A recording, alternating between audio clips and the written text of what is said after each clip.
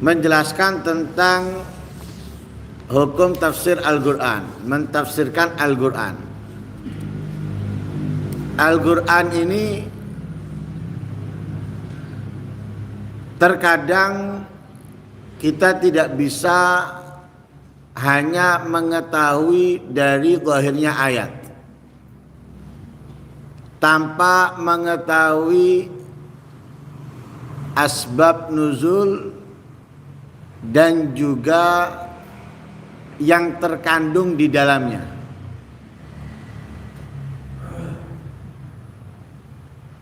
Karena kalau kita hanya memahami zahir ayat, terkadang tidak sesuai dengan yang dimaksud. Karena bahasa Arab ini bahasa yang kaya. Satu kata memiliki banyak arti. Karena itu kalau hanya diartikan arti pada umumnya dari kata tersebut, maka bisa tidak difahami atau tidak mengena daripada maksud ayat tersebut. Karena itu butuh ditafsirkan. Akan tetapi tidak dapat mentafsirkan ayat Al-Quran kecuali orang yang ahli.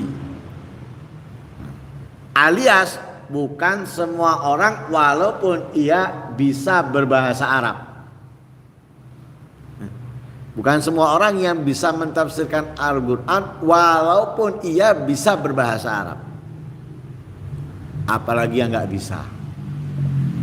Yang bisa bahasa Arab belum tentu dia bisa mentafsirkan Al-Quran sesuai dengan yang benar. Apalagi yang nggak bisa. Karena itu banyak orang yang membaca terjemahan Al-Quran lalu ia menjelaskan, menerangkan kepada yang lain, menganggap bahwa itu benar, padahal belum tentu. Saya nggak katakan salah, belum tentu benar. Belum tentu benar. Seringkali kita ingatkan, ayat Al-Quran itu terkadang artinya apa di terjemahan diartikan sesuai dengan arti pada umumnya hal tersebut. Padahal yang dimaksud bukan itu. Bahasa Arab ini kadang memakai bagian dari perbuatan, tapi yang dimaksud perbuatan itu. Yang dipakai satu perbuatan misalnya, di dalam satu perbuatan itu banyak yang dikerjakan, ini itu. Tapi disebutkan dalam ayat Al-Quran satu bagian dari pekerjaan dari secara keseluruhan. Lah yang dimaksud secara keseluruhannya, walaupun yang dipakai adalah sebagian daripada perbuatan yang ada di dalamnya. Seperti sholat. Dalam sholat ada apa? Ada ruku, ada sujud, ada berdiri dan semisalnya. Tadi di ayat Al-Quran terkadang tidak memakai solu, sholatlah ma'al musallin, bersama orang-orang yang sholat. Tapi di situ menggunakan sebagian dari perbuatan yang ada dalam sholat, yaitu ruku. Warka'u ma'ar raki'in, rukuklah bersama orang-orang ruku. Bukan. Bukan rukuklah bersama orang-orang ruku. Mek rukuk tok berarti. Atau dalam ayat yang lain, wasjud waqtarib. Sujud satu perbuatan yang ada dalam salat. Sujud tok. Sujud di luar salat bukan karena tilawah, bukan karena syukur, haram. Kita sujud di luar salat. Bukan karena tilawah, bukan karena syukur, haram. Makanya ada perbedaan pendapat sujud setelah sholat itu. Ada orang setelah salam sujud, itu ada perbedaan. Ada yang mengatakan haram. Kenapa? Apa sebabnya? Saya mensyukuri bisa sholat. Bukan. Tidak ada pembahasan dalam sujud syukur itu setelah sholat kita disunahkan sujud syukur, tidak ada. Karena itu ada perbedaan antara ulama. Lah di situ Allah menggunakan wasjud. Maksudnya apa? Salatlah. Salatlah. Lah karena yang disinggung di situ sujud, artinya apa? Gunakan waktu sujud dengan baik. Untuk apa? Berdoa, memohon kepada Allah Subhanahu wa taala. Terkadang pula yang dikatakan perkataan yang lain tapi yang dimaksud adalah salat. Dalam ayat itu apa? Inna ma'al usri yusra. Fa idza faragta apa? Sebelumnya itu apa? Inna ma'al usri yusra, inna apa? Fa inna ma'al usri yusra. Hah? Alam nashrah laka sadrak wa wada'na anka wizrak alladhi anqadha dhahrak wa rafa'na laka dhikrak fa inna ma'al usri yusra, inna ma'al usri yusra. Hah?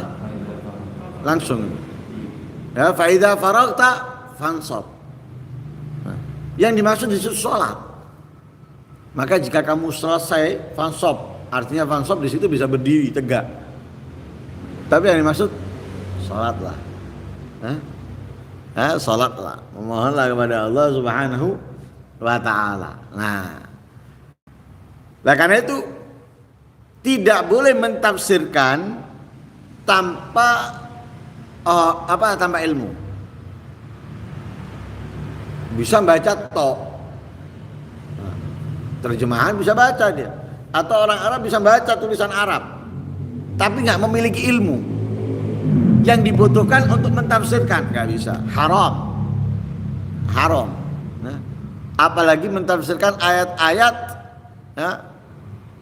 yang dibutuhkan orang yang lebih ahli di dalam memahaminya. Lah adapun hadis tentang keharaman atau larangan mentafsirkan tanpa ilmu atau mentafsirkan dengan sembarangan tafsir tanpa didasari dengan pengetahuan, banyak. Kesepakatan ulama juga tentang keharamannya juga disepakati. Sesuai di dalam hadisnya Rasulullah sallallahu alaihi wasallam.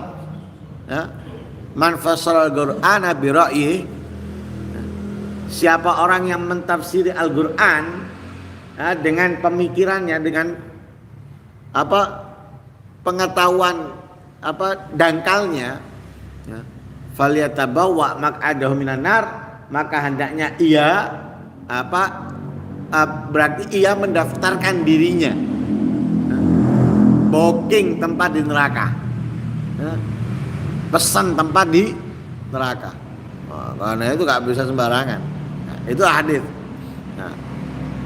Adapun kalau yang mentafsirkan Al-Quran itu adalah para ulama, namanya ulama, orang yang memiliki pemahaman dalam ilmu, baik itu ilmu bahasa, hadis dan yang lain sebagainya. Fajaizun hasan, maka boleh ya mentafsirkan ayat tersebut. Kesepakatan ulama kebolehan untuk mereka jelas. Kenapa? Mumpuni. Mumpuni. Karena itu orang yang berhak untuk mentafsirkan adalah orang yang yang memiliki alat-alat yang memang dibutuhkan untuk mengetahui arti Al-Quran. Orang mau bangun, dia harus punya palu, cetok, pacul atau sekrop. Kemudian untuk ngayak itu, apa itu? Ayaan, ayaan. Kemudian ada paku dan semisalnya, baru dia bisa bangun. Nggak punya alatnya, isok bangun. Masa nyampurnya sampai ditelok ini? Kan tidak mungkin. Paku ditelok tok mancep itu, kan tidak mungkin. Atau mau membuat fondasi disebul tok, masuk tanahnya, lubang, enggak. Butuh alatnya. Sama dengan orang mau mentafsirkan Al-Quran, ada alatnya. Apa alatnya? Ilmu, nahwu, bahasa dan yang lain sebagainya. Lah di situ maka diperbolehkan bagi dia untuk apa? Fassarahu mimma yudraku bil istihad. Maka ia boleh mentafsirkan Al-Qur'an Al-Qur'an yang memang bisa diketahui dengan istihad. Bisa dipahami, bisa dimengerti dengan istihad.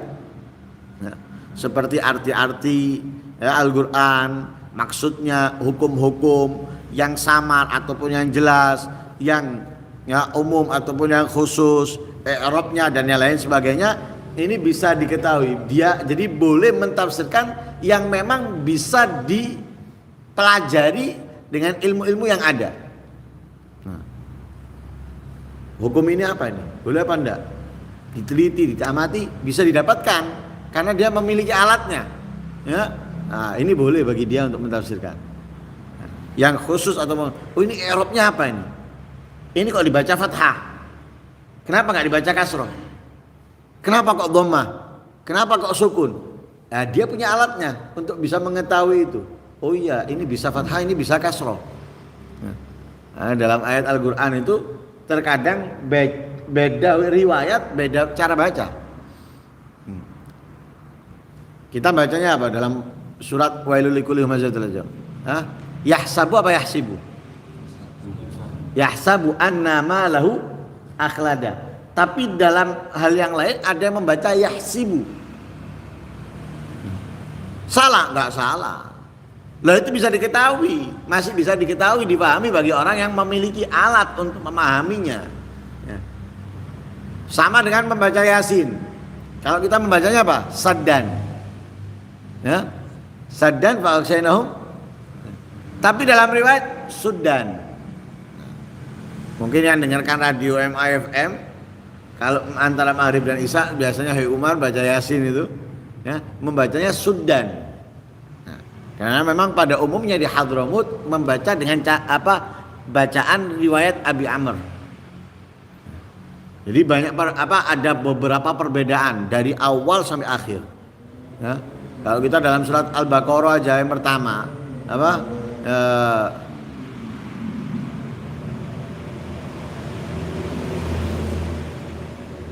walladzina yukhadi'una Allah idza qila lahum aminu kama amana nasu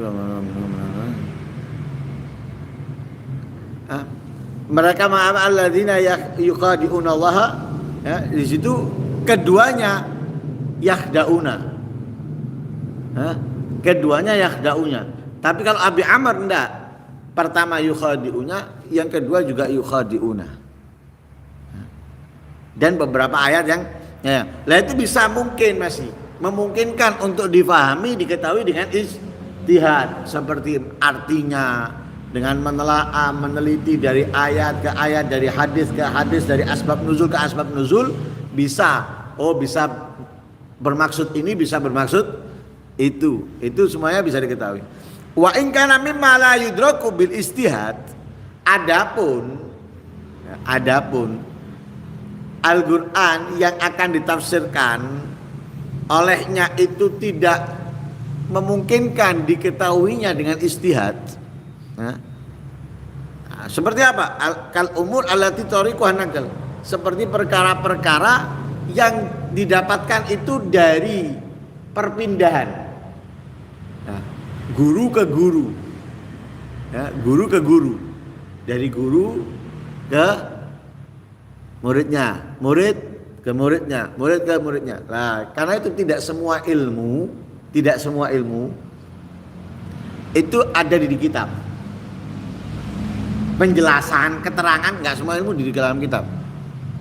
Tapi terkadang kita mendapatkannya itu lewat guru ke santrinya, santri ke muridnya, murid ke terus seperti itu kita dapatkan. Dan enggak salah, benar. Sebagai contoh, dalam ilmu fikih tentang mikotnya orang haji, dalam hampir semua kitab itu dinyatakan bahwa Jiddah Qadimah, Jiddah yang lama itu sejajar dengan Yalamlam. Jadi kalau ihram dari Jiddah Qadimah itu sama dengan ihram dari yalamlam sehingga tidak terkena dam. Ya, orang Indonesia pada umumnya kan mikotnya itu yalamlam. Tapi kalau dia niat haji atau umrah bukan dari yalamlam, kena dam, bayar dam. Kenapa? Nggak memungkinkan dia kembali ke mikot karena ada peraturan-peraturan ya, dan itu mempermudah mereka dan kesulitan kalau memang kembali kemudian masuk lagi akan sangat sulit, pemeriksaan dan yang lain sebagainya. Simpelnya kalau sudah ya nggak bisa ke yalamlam. Ada pendapat dalam kitab itu Jiddah Qadimah, dari Mekah ke Jiddah Qadimah. Niat ihram di situ baru ke Mekah kalau nggak ingin kena dam. Tapi itu pendapat diklarifikasi, tapi tidak dicatat, tidak tercatat. Dari mana mendapatkannya? Itu dari nakal. Dari nakal, dari yang memiliki pendapat itu menyampaikan ke muridnya tentang klarifikasi apa yang tertulis. Klarifikasinya lewat lisan, lewat lisan. Nggak ada tulisannya seperti itu. Makanya sebagian ilmu nggak ada di dalam kitab. Nah, dari mana? Dari guru ke guru. Nah, dari guru ke guru yang dikatakan dengan talaki. Ya, dikatakan dengan talaki. Nah, karena itu ada perkara memang dalam ayat Al-Quran ini nggak bisa kita fahami dengan pemahaman atau pengetahuan yang kita ketahui. Dengan alat-alat yang kita punya untuk mengetahui maksudnya ini terkadang nggak bisa dapat kita. Nggak bisa ketemu. Lah kalau sudah seperti itu, kita nggak boleh mentafsirkannya. Ya? Kita nggak boleh mentafsirkannya. Kenapa? Ini caranya apa? An-naql. Caranya itu mendapatkan dari guru, yang guru tersebut mendapatkan dari gurunya, guru tersebut mendapatkan dari gurunya sampai kepada Rasul Shallallahu Alaihi Wasallam. Itu pun dengan catatan tidak boleh membahas tentang itu kecuali dia mendapatkan dari yang benar. Binaklin sahih min jahil mu'tamadin min ahli. Nah, jadi benar-benar dia mendapatkan dari orang yang memang pantas. Jadi bukan pokoknya ini orang berilmu. Ya, enggak. Jadi mu'tamadin, orang yang memang jadi rujukan para ulama pada umumnya. Jadi bukan hanya ulama, tapi menjadi rujukan para ulama. Wa amma man kana laysa min ahli liqauli ghairi jamil adawati fa haramun alai tafsir. Adapun orang yang tidak mumpuni untuk memahami hal tersebut karena dia tidak memiliki semua alatnya, maka haram bagi dia mentafsirkan itu. Mentafsirkan yang apa? Yang la yudrak bil ijtihad. Ya, yang tidak bisa dipahami dengan menelaahnya. Nah, tapi boleh bagi dia apa? Yankul, menukil, mengambil penafsiran dari orang yang memang ahlinya, memang orang ahlinya. Dan itu pasti ada, nggak mungkin tidak, pasti ada. Nah, walhasil intinya tidak sembarangan, tidak sembarangan. Wallahu a'lam.